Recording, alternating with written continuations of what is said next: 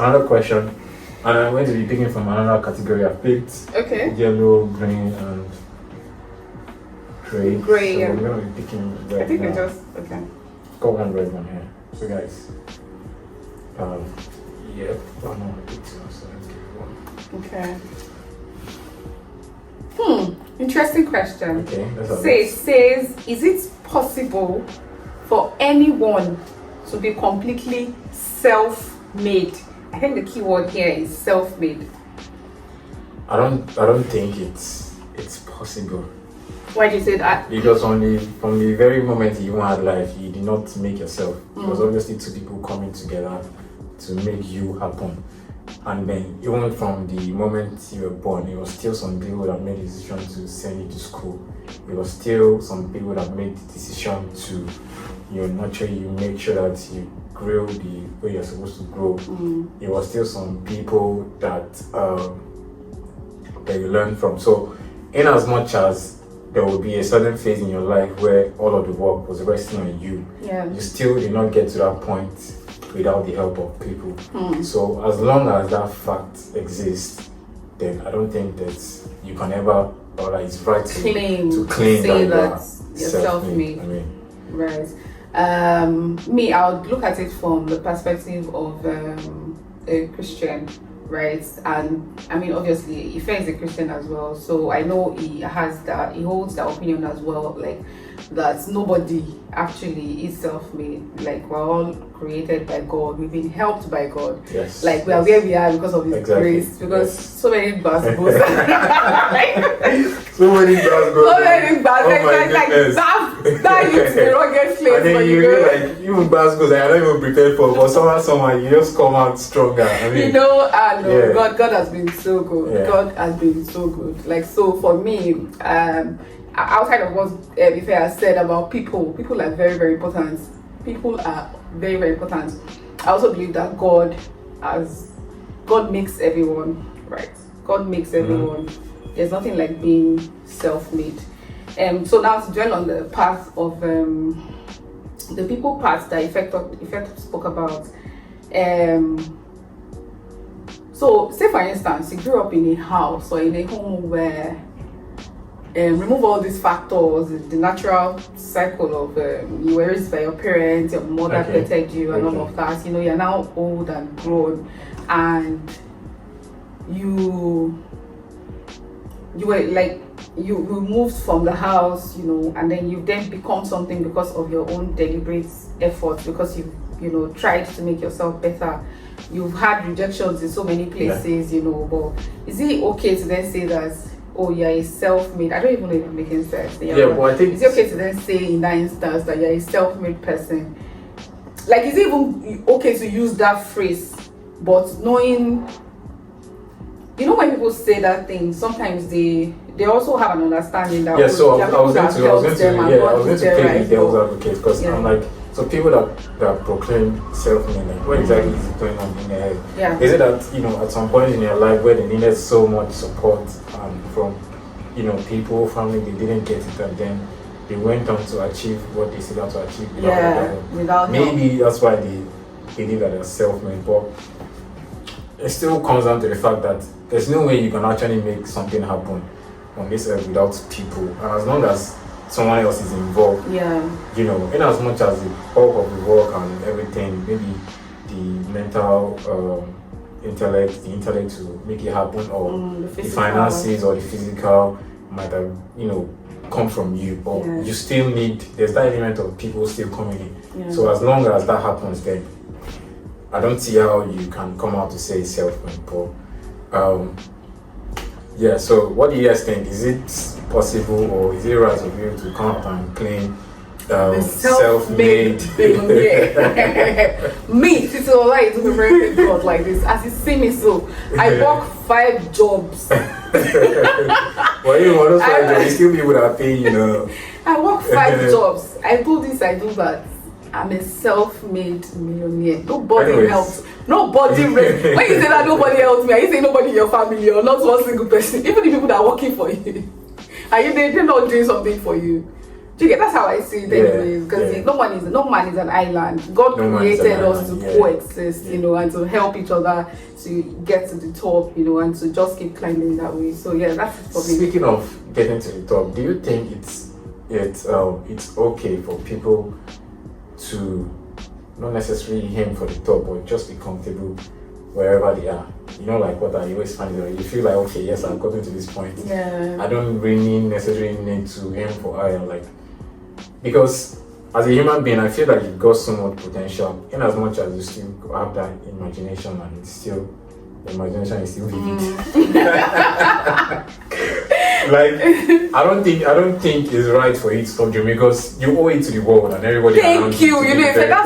That's the word I was looking for. Version of yourself. Yes. So I feel like the minute you start settling, then you are doing yourself and the people that could have potentially benefited from your from what your potential. For what you could have potentially achieved. You are doing yourself and them a disservice. And I don't think it's right, but I mean, I feel like you can come back to this conversation another time, but I certainly agree with Ife.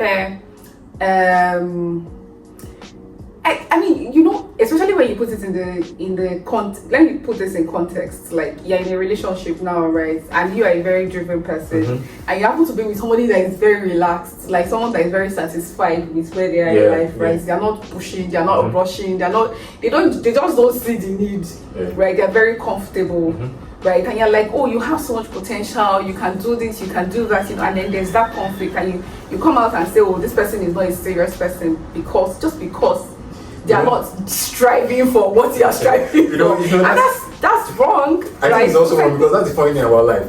Life has a way of throwing curveballs. Now, you're someone that's very ambitious, you always want to aim for the top. And then you have that feeling that the person you're with, you also match that energy in that area.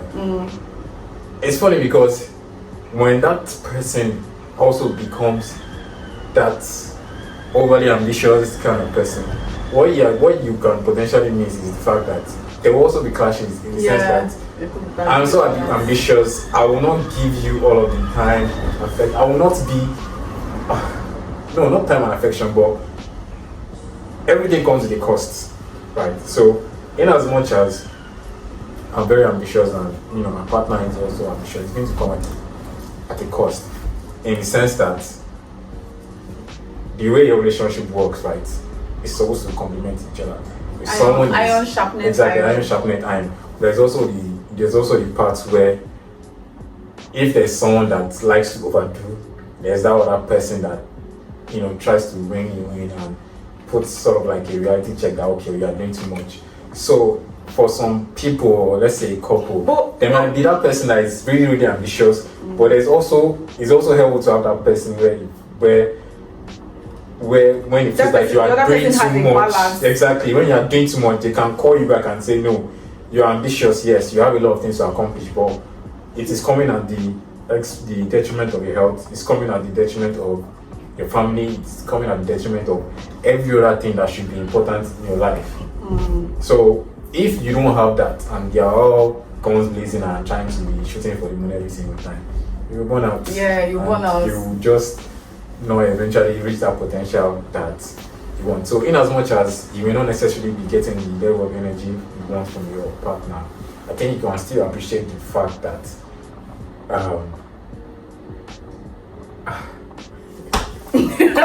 no, say it. The fact that because I think you can still benefit from the fact that you both don't have to be going both ways, right?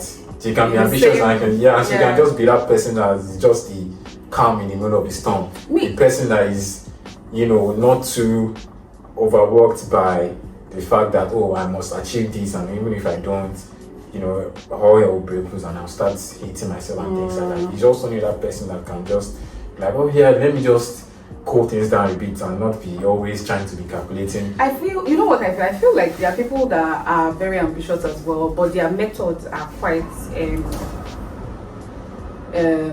what's the word? Quite subtle, right? They know what they're aiming for, they know where they want to get to, but they're not all gone and blazing like maybe the other party. So they know how to achieve a balance, or maybe let's even say, for instance, he's a very relaxed person and secure the partner is not over ambitious person, but they are secure in themselves, and both parties, and when they started to date, agreed, like they are both fine with, you know, each other. So I think then the calmer party is then able to, you know, not limit you, or not say, oh, your wahala is too much, or you're overdoing, you know, but just know how to help you balance out. Yeah, exactly. I think that's the point I was trying to make. Yeah. So it's not, in as much as you want your direct replica in your partner sometimes, but it's always helpful to just have that, maybe not necessarily direct. I don't know if I want the direct replica. Sorry. No, I mean, because this is well, I need someone that is calm. Well, anyway, back to the main point. So, what was the main point again? What was the main point? What was our question? I feel like we moved. What was the question?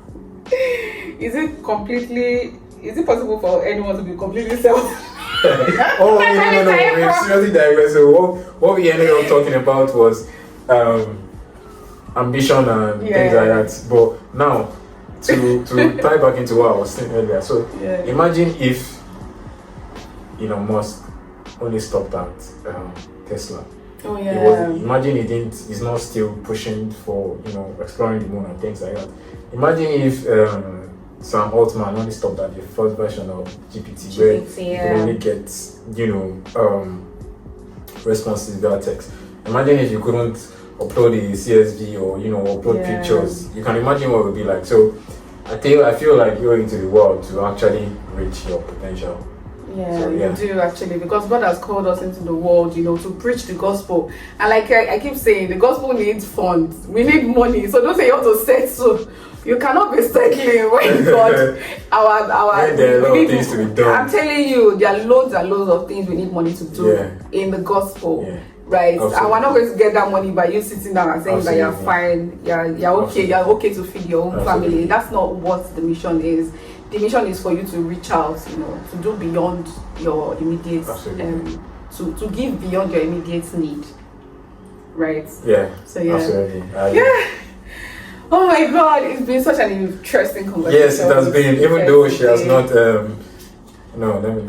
It has been an interesting. I say it. I'm not what. It has been an interesting conversation. Yeah. I feel like I've not had this kind of I've not had the chance to ever do this kind of thing without doing it with the PowerPoint slide. I'm used to presentation and things like that. So this is one of those ones where just that's having to, you know, come out to share my thoughts and ideas without PowerPoint slide. So yeah, thank you guys for having us. Thank you so much, guys. It's such a powerful session. Thank you, Faye, for coming here, for sitting on my couch.